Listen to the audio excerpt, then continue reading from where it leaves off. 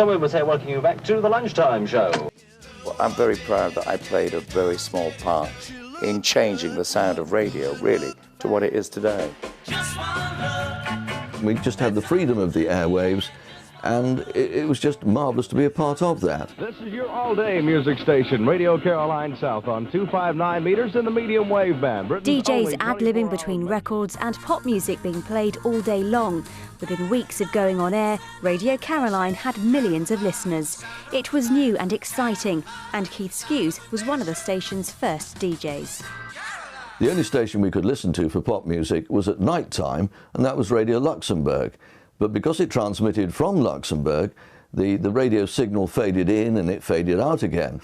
And along came Caroline, along came Atlanta, along came Radio London, and the disc jockeys were very personal. We spoke to the audience rather than at them. Her name is Caroline. Moored off the coast of Frinton was Caroline South, coming from the Mi Amigo. Its sister station, Caroline North, was anchored off the Isle of Man.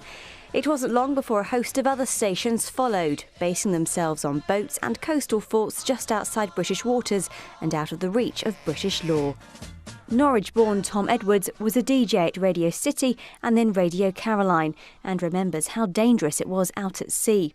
The tender would leave Felixstowe docks to go out alongside Radio Caroline. If the weather was rough, the ships were literally like this, going up and down on the swell of the ocean. And you had to gauge your jump to get either on Radio Caroline for 2 weeks, or if you didn't jump on board, you just go back to shore and lose 2 weeks' work. You don't have to look for long on the web before you come across home movies of day trips out to the pirate ships.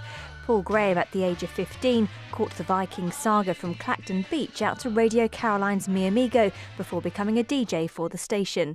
There'd be a big queue stretching all the way down the front, mostly girls, I have to say. So the DJs were a bit like pop stars, of course, in those days. A lot of us took radios to school, listened to them secretly in the desk at school. I did that actually at one point, and some of us became a bit obsessed, I guess. But 3 years after going on air, the party was about to come to an end. Following the murder of Radio City's Reg Calvert, the government passed a law making it illegal to work for the stations. Radio Caroline was the only one to remain on air. The operation was scaled down, with supplies coming from Holland.